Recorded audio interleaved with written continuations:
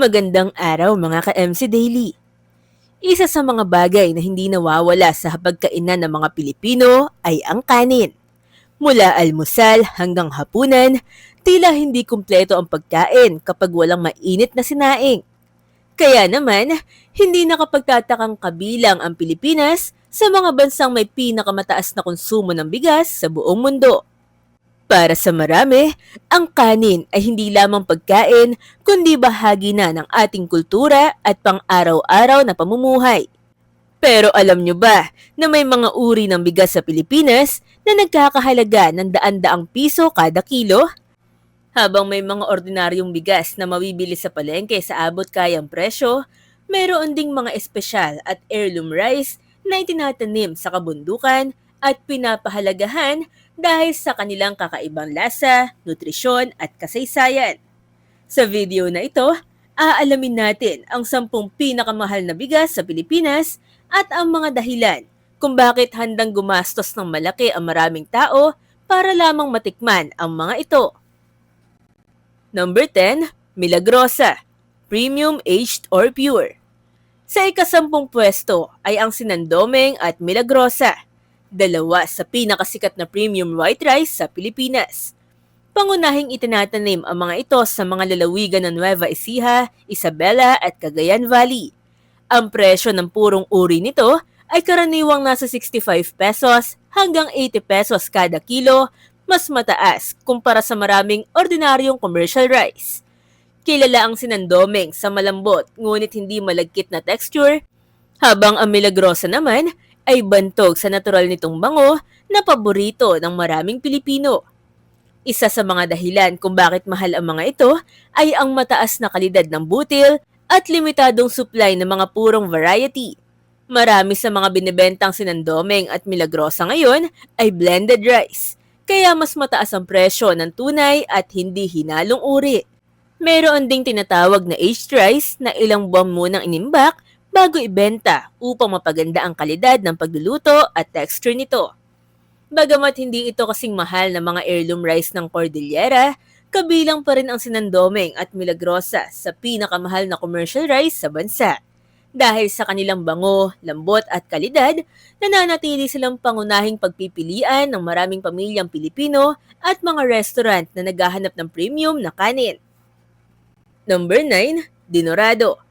Sa ika-9 na pwesto ay ang Dinorado, isa sa pinakakilalang aromatic rice varieties sa Pilipinas.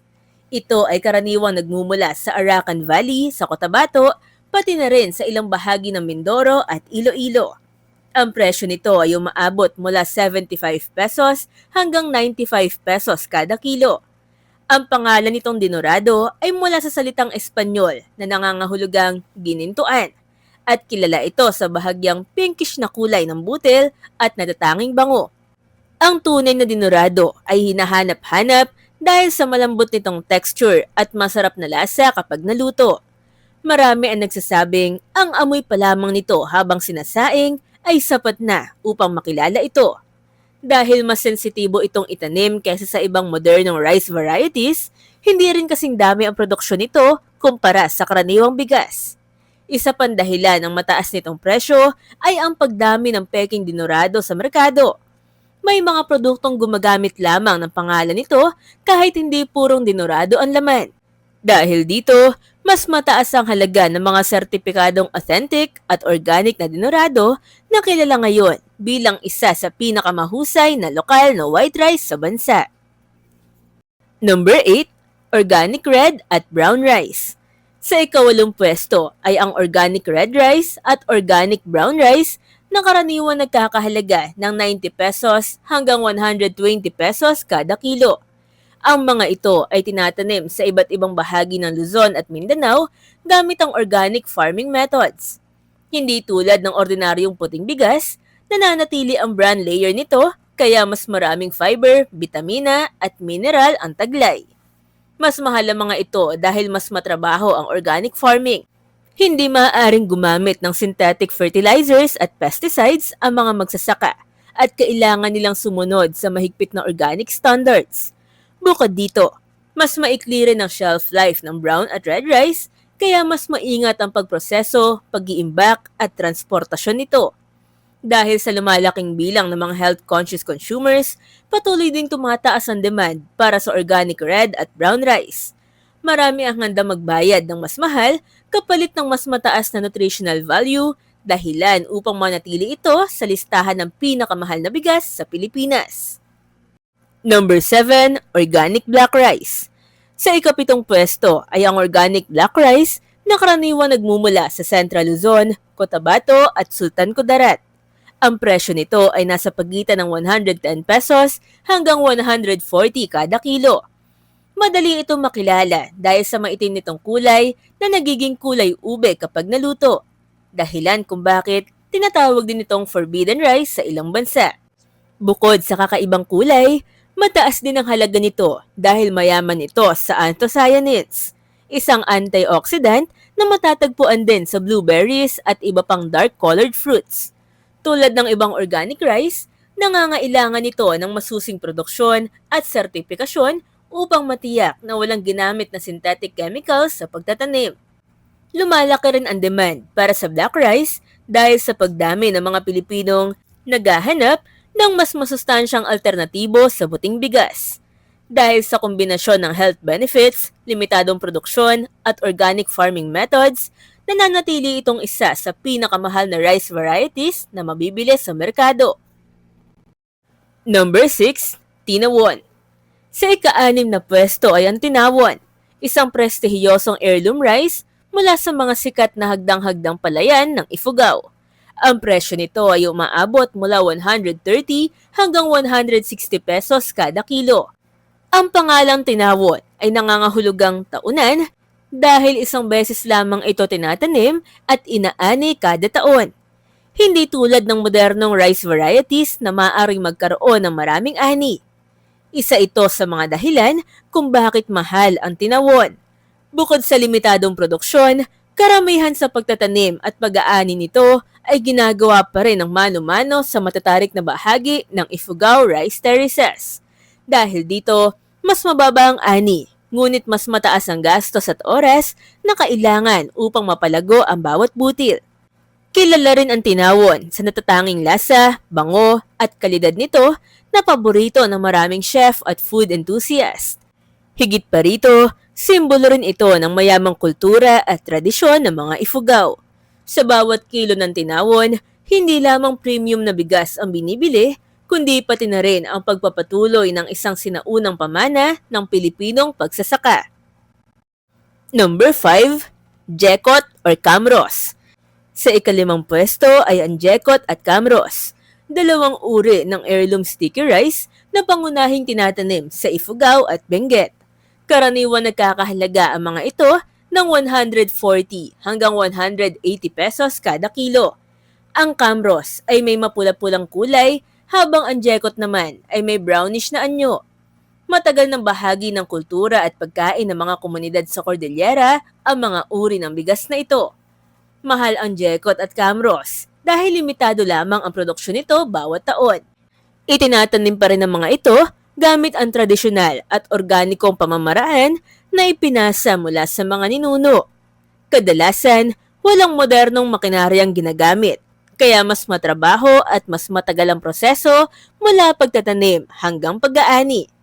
Bukod sa kanilang pambihirang kasaysayan, kilala rin ang mga ito sa natatanging lasa at malagkit na texture na angkop para sa mga tradisyonal na pagkain at pagdiriwang. Dahil sa limitadong supply at mataas na kalidad, kabilang ang Jekot at Camros sa mga pinakamahal na heirloom rice sa Pilipinas.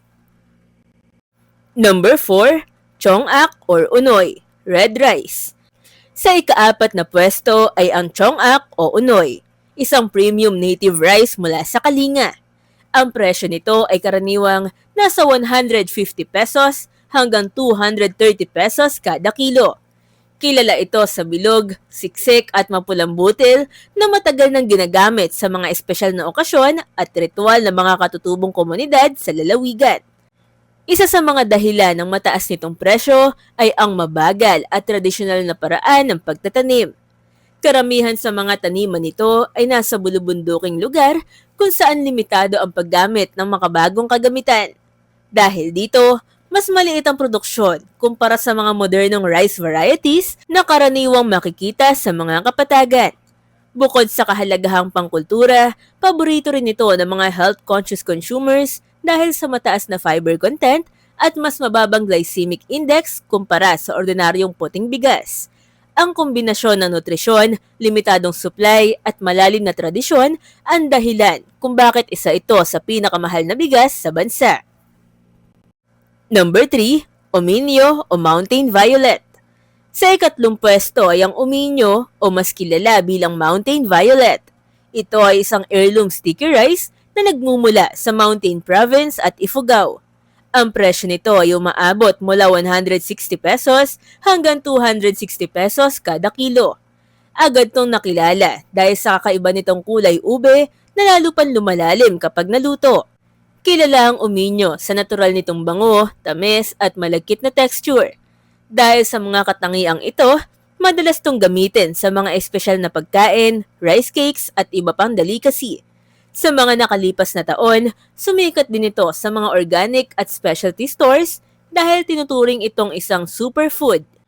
Mahal ang Ominio dahil sa limitadong produksyon at sa hirap ng pagtatanim nito sa matataas na bahagi ng Cordillera. Tulad ng ibang heirloom rice, mano-mano ang karamihan sa proseso ng pagsasaka. Ang kakaibang kulay, mataas na nutritional value at lumalaking demand mula sa mga health-conscious consumers ang nagtutulak sa presyo nito pataas. Number 2, Minaangan. Sa ikalawang pwesto ay ang Minaangan, isang premium heirloom red rice mula sa mga bayan ng Banawe at Mayoyaw sa Ifugao. Ang presyo nito ay nasa pagitan ng 260 pesos hanggang 330 pesos kada kilo. Ito ay tinatanim sa sikat na Ifugao rice terraces at tinuturing na isa sa pinakamahalagang rice varieties ng rehiyon. Ang Minaangan ay isang unpolished whole grain rice na mayaman sa fiber, minerals at iba pang nutrients. Ngunit ang pangunahing dahilan kung bakit napakamahal nito ay ang haba ng panahon bago ito maani. Habang ang karaniwang bigas ay maaaring anihin sa loob lamang ng 3 hanggang 4 na buwan, ang Minaangan ay nangangailangan ng 5 hanggang 7 buwan upang ganap na lumaki. Dahil sa mabagal na produksyon at limitadong supply, mataas ang demand nito sa mga specialty markets at organic stores. Ang natatanging lasa, mataas na nutritional value at koneksyon nito sa UNESCO-recognized Ifugao Rice Terraces ang dahilan kung bakit isa ito sa pinakamahal na bigas sa buong Pilipinas. Number 1, Balatinao, black or purple rice. At sa ating numero 1, ang pinakamahal na bigas sa Pilipinas, ang Balatinao. Ang presyo nito ay maaaring umabot mula 300 pesos hanggang 350 pesos kada kilo. At kung minsan ay mas mataas pa depende sa kalidad at supply.